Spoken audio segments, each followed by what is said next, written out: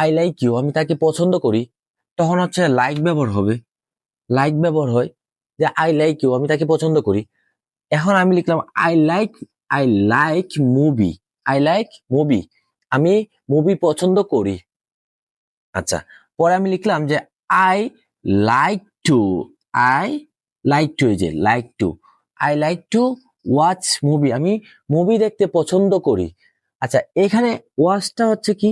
Watch, watch হচ্ছে verb, watch হচ্ছে verb.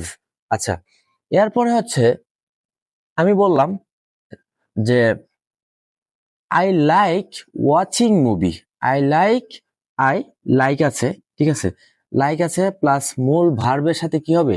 ING হবে। তখন হয়ে গেছে কি সেমই অর্থ, এই দুইটা সেম অর্থ প্রকাশ করে। I like to watch movie, আমি মুভি দেখতে পছন্দ করি। আই লাইক ওয়াচিং মুভি, আমি মুভি দেখতে পছন্দ করি।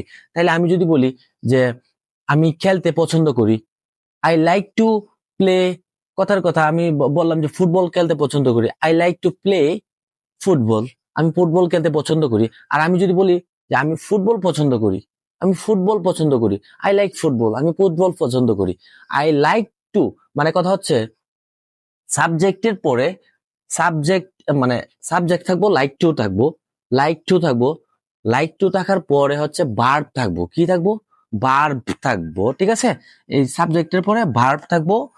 আর যদি লাইক, লাইক দিয়ে আমরা বাক্য তৈরি করি, লাইক দিয়ে যদি আমরা বাক্য তৈরি করি, তখন হচ্ছে সাবজেক্ট থাকবো প্লাস লাইক থাকবো প্লাস নাউন অথবা প্রনাউন, নাউন অথবা প্রনাউন, ঠিক আছে। এটা হচ্ছে লাইক আর লাইক টু এর আহ আলোচনার বিষয়, যে লাইক কখন বসে আর লাইক টু কখন বসে।